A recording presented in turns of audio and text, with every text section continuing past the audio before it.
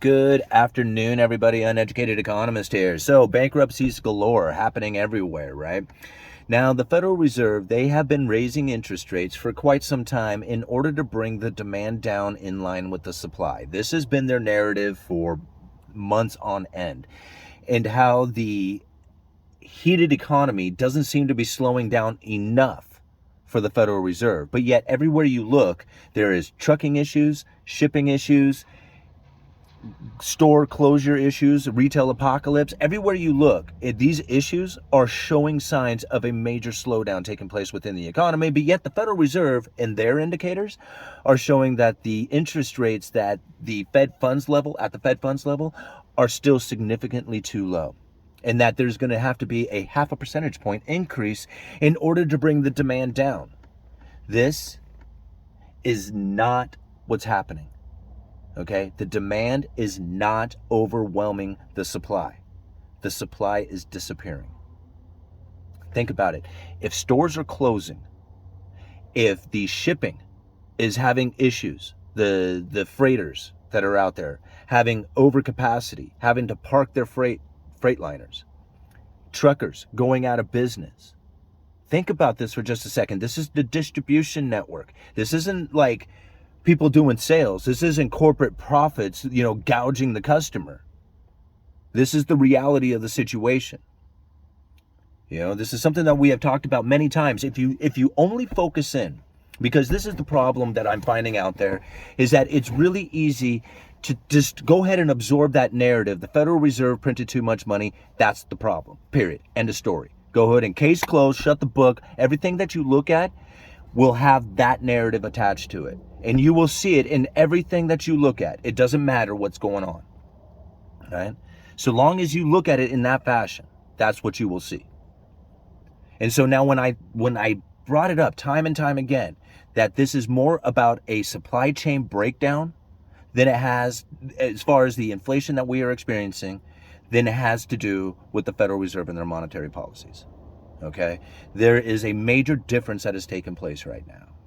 I'm not trying to use the excuse that the Federal Reserve didn't do it. I'm not saying that. The Federal Reserve was very much in part of producing the inflation narrative that is taking place right now. See, the Federal Reserve had an inflation expectation that was persistently too low. Think about those words. John Williams' speech, monetary policy for a low neutral interest rate world. The Federal Reserve's problem was a inflation expectation that was persistently too low. Lael Brainerd, right, just gave this speech, January 19th, 2023. It's titled, Staying the Course to Bring Inflation Down.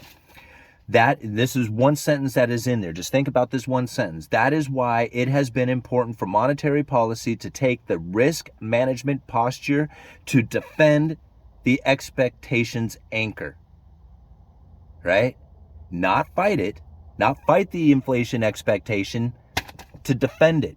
They like the inflation expectation to be high. It was persistently too low. That was their problem. Now it is high. No longer a problem, right? But everybody wants to look at the Federal Reserve as if they have failed, as if they are not succeeding in what they are doing.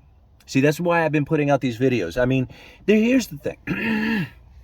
When you look at the outcome, all right, and you look back and somebody says, hey, the Federal Reserve is going to keep the interest rates elevated for a significant amount of time, even as the inflation narrative starts to come down or the economy starts to slow. They're going to keep it elevated past that they're going to continue on with it.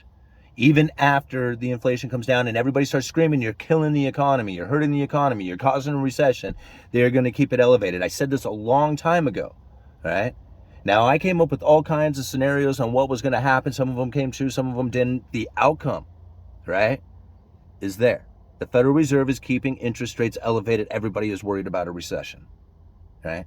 Now, again, it doesn't really matter if somebody comes to you and says, okay, so you were right, but you were right for the wrong reasons, right? Your scenarios, they didn't play out, but you were right with your prediction. Does it really matter? I mean, yeah, okay. So I got some things right, some things wrong. I'm not trying to say that I get things 100% accurate. A lot of these things are theories. Some of them are predictions that come up with scenarios that say if these things continue. So there's changes that constantly happen. But if you're standing in the boat and you need to bail it out, do you really argue about who put the hole in the boat? Do you really argue about why it's flooding? Or do you just start bailing it out? Right?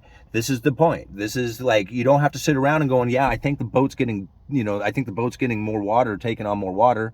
You don't have to sit around and think about that stuff and wonder why it's happening, right? You have to do something about that. And so this is the whole point of like trying to understand what the Federal Reserve is attempting to do. If you take on the idea, because there's a lot of people who believe that the Federal Reserve has completely lost control of everything out there. Now, if you take that on, how do you conduct yourself within this strategy? Okay, because obviously the Federal Reserve has lost control, so you can't be in the dollar, right? Because the Federal Reserve is in control of the dollar, right? I mean, it's the Federal Reserve's liabilities are the dollars that we use. So the Federal Reserve's liabilities is our daily income, what we are supposed to do with it, right? So now you've thought the Federal Reserve, you're under this idea that the Federal Reserve has completely lost control, and yet you have their liabilities that you need to do something with because this is your daily income. This is what you have worked hard for. It's what you're invested into. It's everything is happening right here on this, and you think that the Federal Reserve has lost control. Now what? Your expectations is now on the Federal Reserve. It's not internal, right? You have these external expectations that the Federal Reserve has lost control. So you better get into gold. You better get into cryptos. You better get into something that totally excludes you out of that whole entire banking system out there. Well, I am more under the idea that 150 professional economists who look at this stuff every single day of their entire lives probably have a little bit better idea of what's happening than the uneducated economist does. Now, I understand how the monetary policy works. I have followed it every single day of my entire life, reading, not my entire life, but for the last 5 years I've been studying it every day of my life, right? I am not invested. I speculate in cryptocurrencies. I buy into gold and silver. I have stocks. I hold on to cash. I got money in the bank. I buy real estate because I'm buying a house. I have positioned myself in every single way that I possibly can. If you want to end the Fed, let's end the Fed. You want to go back to a gold standard? Sounds good to me. All right? Do you want to take on some other way of doing transactions? I am all about that. There is nothing out there that I'm afraid of to take on. If the Federal Reserve is scaring you, you got a problem. Okay? If you are in fear of the Federal Reserve, think about this for just a second. They are scaring the hell out of me, the Federal Reserve and the government and all that other stuff. If you are scared of that, that is the major problem. Okay?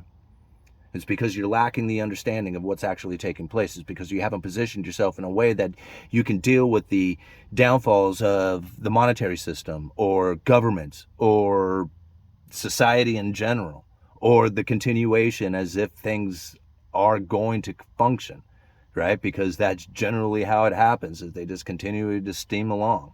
Now, I'm not saying that wars won't break out, not famines won't take place. I'm not saying any of that stuff. All the horrid things that you could ever possibly think of that can happen to a human being are going to happen. They're going to continue to happen into the future, right? They've happened in the past and they're going to happen into the future. You got to find your way to prevent that from happening to you. Now, if you want to sit around being scared all the time, you will never be able to grow. Okay? You'll never grow. Because growing comes from not being afraid, right? Growth comes from finding that internal energy. It's from focusing back in on what it is that is you and not what it is going on out there. It's like, I can't make it because of them. Think about that statement, right? You have to fix all this stuff out there before you'll be able to be happy, before you'll be able to be successful. Right? And the Federal Reserve is very much on board with that. If the Federal Reserve is your problem, don't make them irrelevant. Get into gold and silver, cryptocurrencies, even cash. Even cash, the Federal Reserve's straight up liability is really kind of stepping away from them. It's when you put it into the banking system. It's when you put it into a savings account. It's when you start investing it into the stock market. It's when you start buying bonds. That's when you start putting your faith, your belief into somebody else. And then you have this external going on, right? I mean, I'm not saying that you shouldn't do that. You have to take on the risk. You have to take on the risk in order to get the reward, but you got to understand that there is risk taking place, right? And it's not for the Federal Reserve to make sure that they conduct themselves in a way that makes you happy, right? Make the Fed irrelevant. Who cares what they do, right?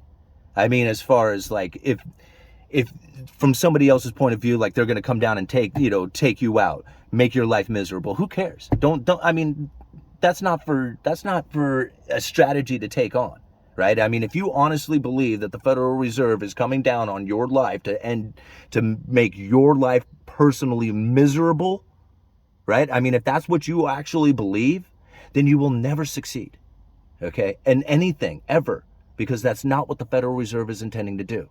Now, I'm not saying that they are doing things that are going to make your life happy, right? Like, I mean, they may be conducting things and you're like, man, that's a real bummer for me.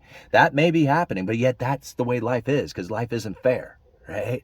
And life is never going to be fair. Never in the history of time has life been fair. Sometimes you get lucky. Sometimes you see the opportunities and you take advantage of it, even though it felt uncomfortable and unfamiliar, yet you step forward in front of one foot in front of the other until you finally achieve some goals and you're thinking, man, how did that happen, right? It's because opportunity is always out there no matter what, no matter who is in charge of what's going on out there, right? And that's like, everybody wants to blame politicians. Everybody wants to blame the Fed. Everybody wants to blame something else, but nobody ever wants to look at themselves and say like, man, maybe I should fix what it is that my attitude is saying about what it is that's going on out there in the world, because I could really be conducting myself a lot differently to make everybody else completely irrelevant.